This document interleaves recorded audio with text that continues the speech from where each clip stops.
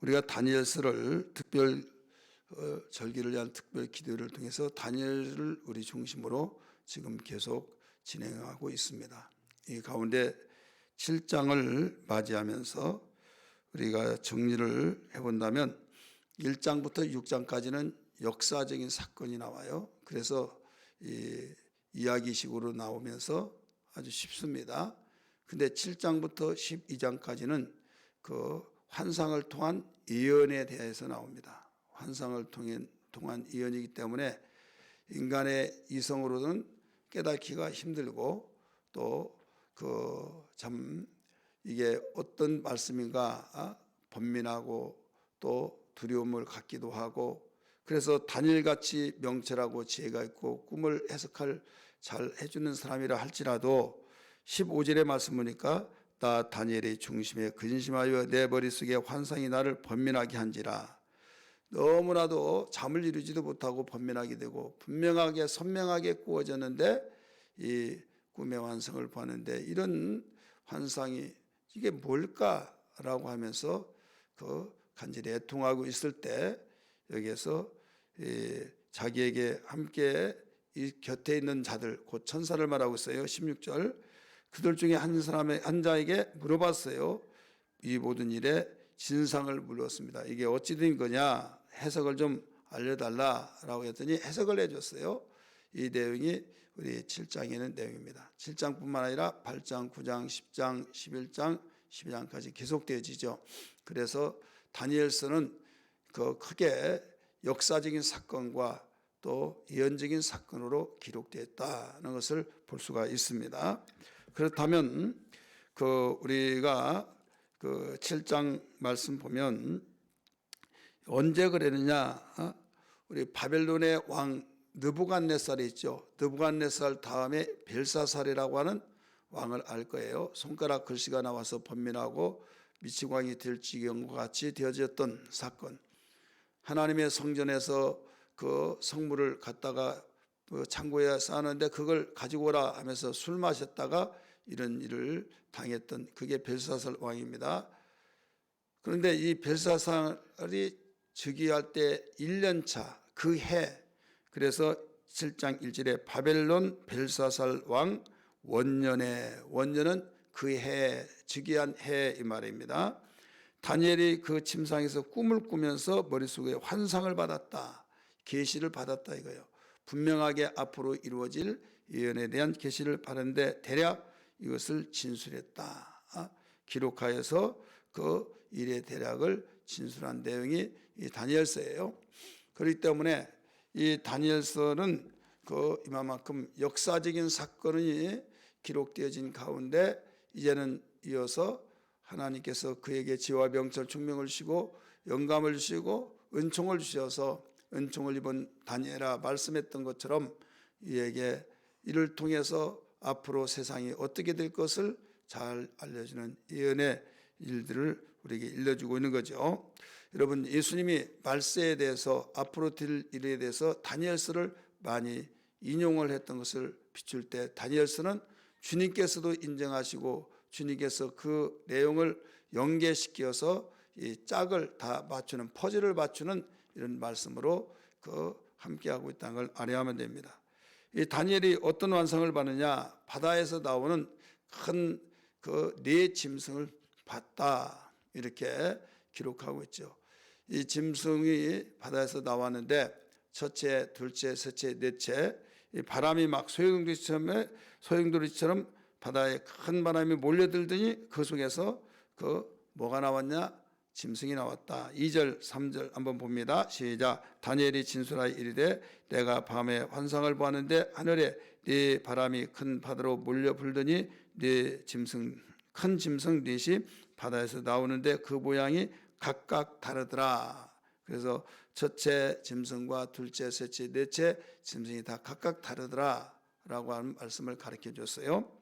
그러면 우리가 7장에서 어떤 환상이 나왔느냐, 우리가 세 가지 환상을 볼 수가 있어요. 첫째는 하나는 네 짐승 바다에서 올라왔던 그 환상, 두 번째는 하나님의 보좌에 그 대한 환상이 나옵니다. 세 번째는 인자에 대한 환상이 나옵니다. 그리고 여기에 대해서 번민하면서 이 뜻이 무슨 뜻인가 하던 가운데 이 천사가 이 다니엘이 보았던 그 환상을 해석을 해주는 내용으로 이 7장이 되어지죠.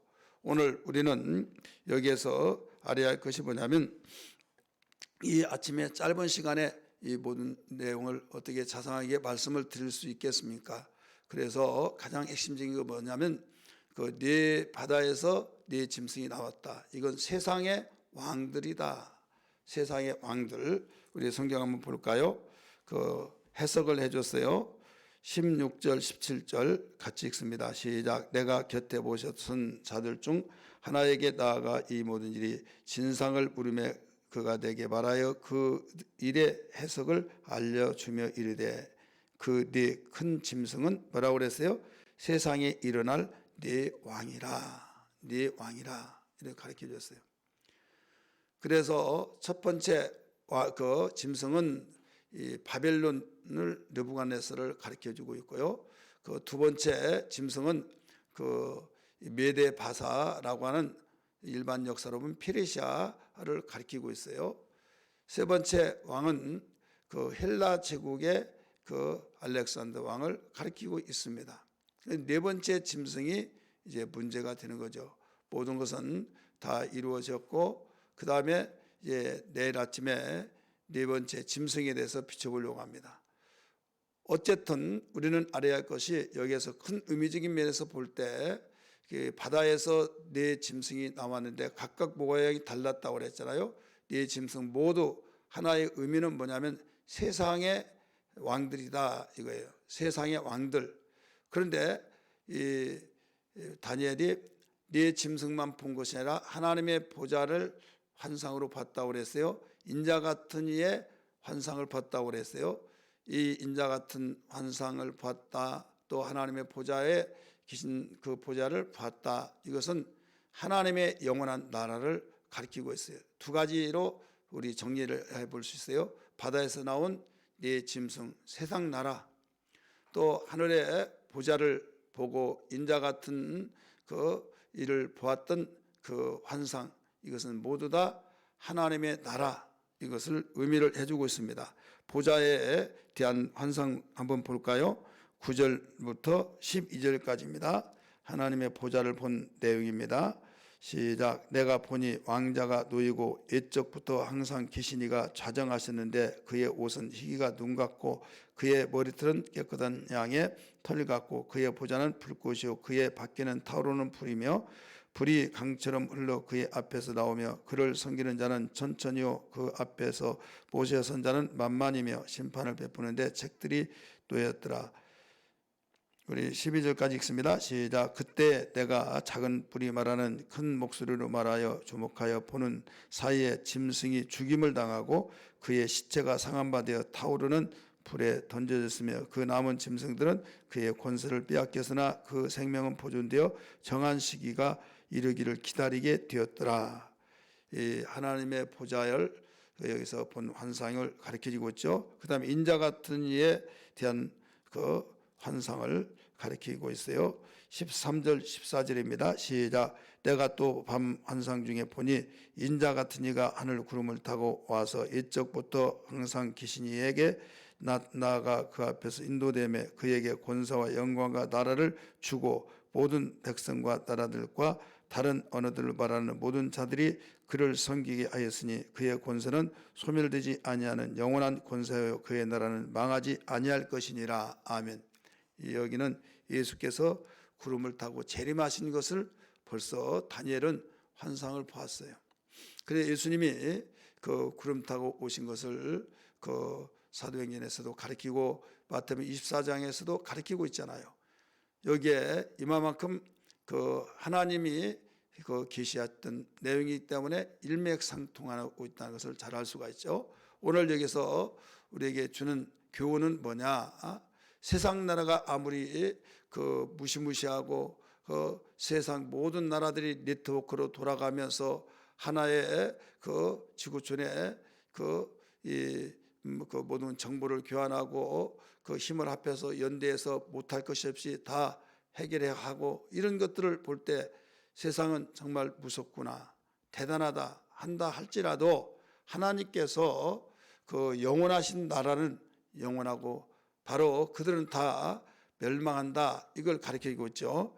분명히 여기에서 그 하나님의 보좌에서 본 그 내용 중에서 그 10절 말씀을 보세요. 그 11절 말씀 봅니다. 그때 내가 작은 불이 말하는 큰 목소리로 말미암아 주목하여 보는 사이에 짐승이 죽임을 당하고, 이 짐승들 죽임을 당하고 그의 시체가 상한 바 되어 타오르는 불에 던져지며, 이렇게 나오죠.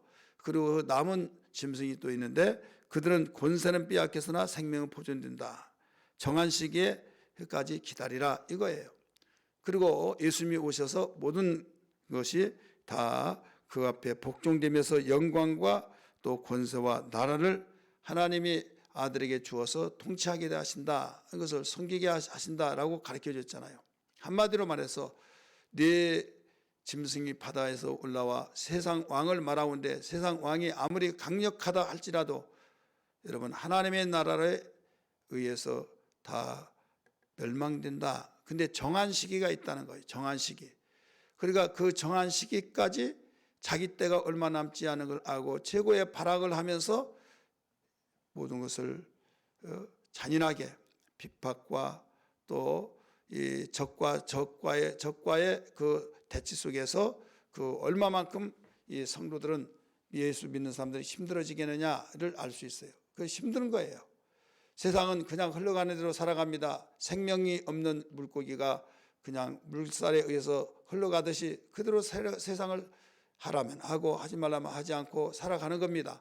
그러나 여러분 믿는 자는 이거 잘못됐는데 무엇을 보고요?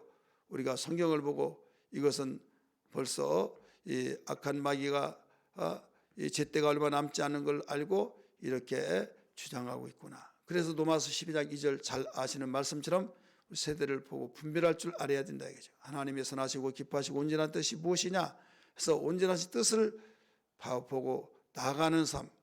그런데 압력이 되죠. 비판이 되죠. 때로는 죽임도 당할 수도 있죠. 그러나 세상 나라는 멸망하고 하나님의 나라는 영원하게 세워진다. 이걸 다니엘을 통해서 우리에게 보여준 말씀이 오늘 읽었던 말씀이에요.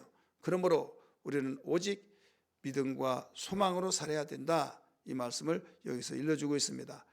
그래서 여러분 로마서의 핵심이 뭡니까? 오직 의인은 믿음으로 말미암아 살리라. 하박국에서 가장 주제가 뭡니까? 오직 의인은 믿음으로 말미암아 살리라 하면서 무화과 나무에 열매가 없을지라도 감람나무에 소출이 없을지라도 포도나무에 열매가 없고 우리의 외양간에 송아지가 없다 할지라도 오직 여호와로 인하여 기뻐하며 살리라라고 하신 것처럼 오늘 우리는 첫째도 둘째도 셋째도 하늘의 소망이 무너지면 다 무너집니다. 그래서 하나님에 대한 그 믿음을 가지고 하늘 소망을 가지고 우리가 이겨내면 반드시 하나님이 지원이 되시고 하나님이 인도하시고 하나님이 후원자가 되셔서 견고하게 세워진다는 걸 기억하면서 믿음과 소망으로 사는 귀한 신앙 되기를 죄 이름으로 축원합니다. 할렐루야.